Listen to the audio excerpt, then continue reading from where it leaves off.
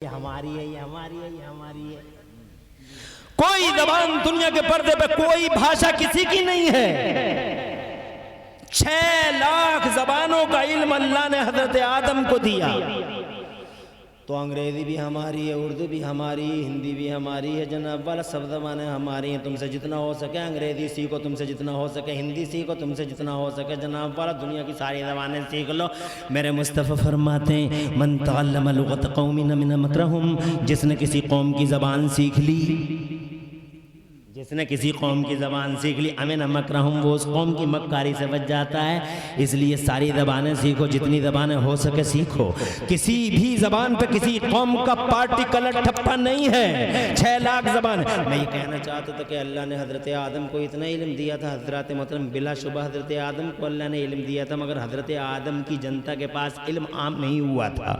हज़रत आदम को इल्म था मगर जनता के पास नहीं था। हज़रत नूह को इल्म दिया था अल्लाह ने, इतना इल्म दिया था हजरत नूह को, इतना इल्म दिया था कि उन्होंने उस दौर में कश्ती बना ली जो पानी पे चलती है कश्ती। लोगों को पता भी नहीं था कश्ती कैसी होती है, लोगों को ये भी पता नहीं था कश्तियां पानी से बचाव कर लेती हैं और पानी की सतह पे कश्तियां चलती रहती हैं, लोगों को इंसानी जिंदगी को बचाती रहती हैं। जब लोगों को नहीं पता था तो हजरत नूह ने इतनी लंबी चौड़ी कश्ती बनाकर दुनिया में ये साबित कर दिया था कि अल्लाह ने हजरत नूह को इल्म दिया था, तो उनके पास था इल्म मगर उनकी जनता के पास इल्म नहीं था। हजरत इब्राहिम को मिला था मगर जनता के पास नहीं था। हजरत इस्माइल को इल्म मिला था मगर उनकी जनता के पास नहीं था। हजरत लूत को मिला था मगर जनता के पास नहीं था। हजरत याकूब को इल्म मिला था। हजरत दाऊद तो हाई फाई टेक्नोलॉजी के मालिक थे। ये बातें समझ में नहीं आ रही? आ रही हैं? मैं बहुत तेजी के साथ इंसानी समाज की इस्लाह की तरफ आके अपनी बात को जनाब वाला बहुत तेज से पाए तकमील तक पहुंचा दूंगा, कंप्लीट कर दूंगा। कोई टेंशन तो नहीं हो रही आप? 12 बजे का टारगेट है मेरा। 12 बजे मैं और तुम इंशाअल्लाह दुआ सलाम करके निकल जाएंगे। कभी फिर इंशाअल्लाह सही वक्त पे मौका मिला तो बात होगी, वक्त आएंगे। अल्लाह ज़िंदगी रखे और आपको और हमें सलामत रखे। इमाम साहब को, मुतवल्ली साहब को, गांव वालों को, सबको सलामत रखे। इंशाअल्लाह मौके आएंगे, बात होगी। मेरी ये बात बड़ी अहम बात है जो आज के दौर से जनाब वाला, आज के दौर में हमारे लिए बहुत ज़रूरी है इसको सीखना। दुनिया आज हमारे नबी के बारे में तरह तरह की बातें कर रही है, अपना भी बेगाना भी। अरे कार्टून छाप रही है दुनिया, कार्टून। हम सिर्फ मुर्दाबाद के नारे लगाते हैं लेकिन लोगों के सवालों के जवाब नहीं देते। सवालों के जवाब दो। आज दुनिया तरह तरह के सवाल कर रही है। इल्म था मगर सिर्फ नबियों के पास था, उनकी कौमों के पास नहीं था, जनता के पास नहीं था जनाब वाला, जनता के पास नहीं था। इतना समझने के बाद आगे बढ़ लो, क्योंकि मैं लंबा करूंगा तो लंबी हो जाएगी बात। हजरत अल्लाह ने हजरत अंबिया और मुरसलीन को इल्म दिया था मगर जनता और कौमों के पास इल्म नहीं था, इसीलिए कौमें आगे ना बढ़ सकी, क्योंकि अल्लाह की मर्जी ये थी। क्या मर्जी थी अल्लाह की? अल्लाह की मर्जी ये थी कि अभी इल्म को आम नहीं होने, अभी इल्म को आम नहीं किया जाएगा, अभी इल्म को कॉमन नहीं किया जाएगा, अभी इल्म को जनरल नहीं किया जाएगा, अभी इल्म को जनता में फैलाया नहीं जाएगा। अल्लाह की मशीयत ये थी कि पहले मेरा मोहम्मद आएगा, पहले मेरा मोहम्मद आएगा, फिर इल्म का उजाला फैला दिया जाएगा। पहले मोहम्मद फिर इनकलाब, पहले मोहम्मद फिर उजाला, पहले मोहम्मद फिर बहार, पहले मोहम्मद फिर रेवोल्यूशन, पहले मोहम्मद फिर क्रांति, पहले मोहम्मद फिर बहार। और जनाबे वाला 12 रबीउल अव्वल को मेरे मुस्तफ़ा नेमत गैर मुतरक्कब बन के ज़माने के पर्दे पे तशरीफ़ लाए। अल्लाह ने बड़ा एहतमाम किया उनके आने का। जनाब वाला मुस्तफ़ा आ गए, ज़माने पे छा गए। 40 बरस के हो गए। अब सुनो जो बात मैं कहना चाहता था, इसे याद कर लो। 40 बरस के हो गए मेरे नबी, तो अल्लाह अज़्ज़ा व जल्ला ने उन पे कुरान उतारा और जैसे ही कुरान उतारा मेरे खुदा ने, अल्लाह ने मुसलमानों पहली सूरत में घोषणा फरमा दी, और घोषणा जारी फरमा दी। अल्लाह ने पहली सूरत में अनाउंसमेंट कर दिया, अल्लाह ने पहली सूरत में स्टेटमेंट दे दिया, अल्लाह ने पहली सूरत में डिक्लेयर फरमा दिया। क्या डिक्लेयर फरमाया? नोट करो और याद करो। अल्लाह ने पहली ही सूरत में इरशाद फरमाया, अल्लमल इंसान मा लम यालम, अल्लमल इंसान मा लम यालम। कुरान पढ़ते हो तो जरा जोर से मचल के कह दो सुभान अल्लाह। पहली सूरत, पहला स्टेटमेंट, पहला अनाउंसमेंट, पहली घोषणा अल्लाह ने कुरान शरीफ के पहली सूरत में ऐलान फरमा दिया, अल्लमल इंसान मा लम यालम। बाद मुफस्सिरीन का बयान है, फरमाते हैं आज हमने मानव समाज में, आज हमने, गौर से सुन लो, आज हमने मानव समाज में इल्म का उजाला आम फरमा दिया। जोर से कह दो, तड़प के समझ गए हो तो।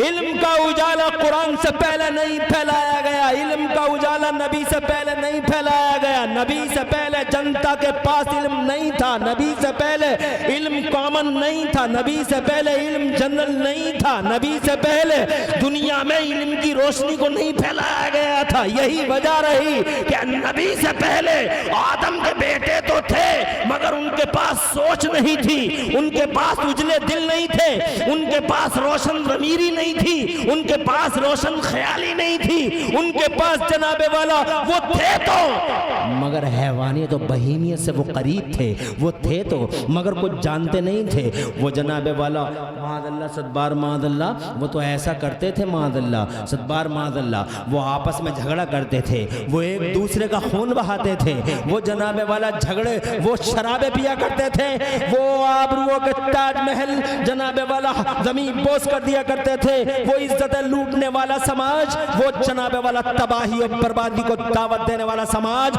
अल्लाह के अजाब को बुलाने वाला समाज, पूरा का पूरा समाज जनाबे वाला इतना बेराह हो चुका था कि हजरत बच्चों का शोषण होता था, मर्दों ने बच्चों का शोषण किया था, औरतों की ये हालत थी कि अल्लाह अपनी पनाह में रखे। अगर किसी के घर में कोई लड़की पैदा हो गई तो मादल्ला सदबार मादल्ला, लड़की का बाप समझता था मेरी नाक कट गई, लड़की बड़ी हो जाएगी, इसकी शादी होगी, कोई मेरा दामाद बनेगा, मेरा कोई दामाद बनेगा, मेरी नाक कट जाएगी। इससे पहले कि मेरी नाक कट जाए, इससे पहले कि मेरी आबरू का ताजमहल जमीन बोस हो जाए, इससे पहले कि मैं बर्बाद हो जाऊं, इससे पहले कि मेरी इज्जत बीच चौराहे पे नीलाम हो जाए, इससे पहले कि किसी दामाद का मनहूस चेहरा मैं देखूं, मैं अपनी इस बेटी को ठिकाने लगा देता हूँ।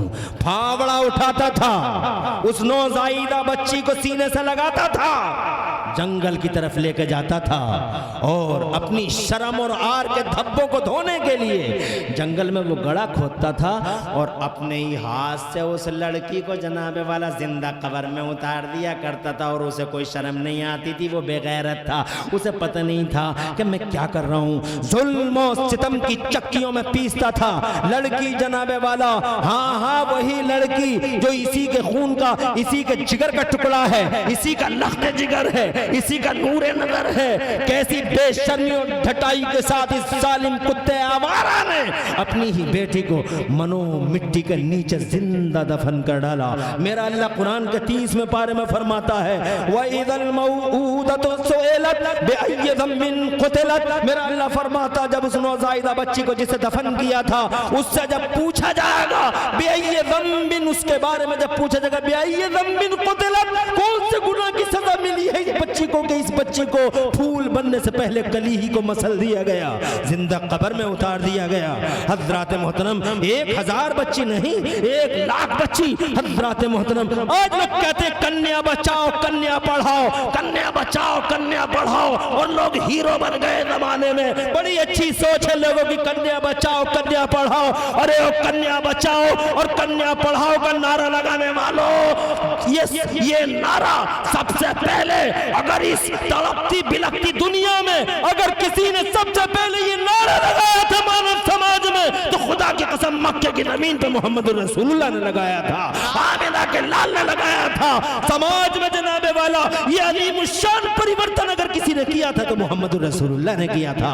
जब दुनिया लड़कियों को मारती थी तो मेरा मुस्तफ़ा इकलौता नबी मक्के की जमीन पर अरब की गलियों में और गलियारों में यूं आवाज लगाता घूमता था कि ओ लड़कियों को मारने वालों, अपने लख्त जिगर का कत्ल करने वालों, मुस्तफ़ा जान रहमत फरमाते थे, अरे ओ बेटियों को जिंदा कब्र में उतारने वालों, अगर किसी ने 3 बेटियों को पाल पोस के बड़ा कर लिया, उन्हें परवान चढ़ा दिया, तो उसकी जन्नत की जमानत मोहम्मद रसूलुल्लाह लेता है। जरा दोस्त कहिए, कोई परेशानी? समाजी परिवर्तन का सबसे बड़ा प्रतीक, सबसे बड़ा अगर कोई अलंबरदार उभरा है दुनिया के पर्दे पे, तो वो हमारा मुस्तफा है। ये नहीं जिनकी स्टैचू चौराहे चौराहे लगे पड़े, ये पत्थर की मूर्तियां, अमर रहे अमर रहे अमर रहे। तवज्जो है? शोषण को रोकने वाला मुस्तफा,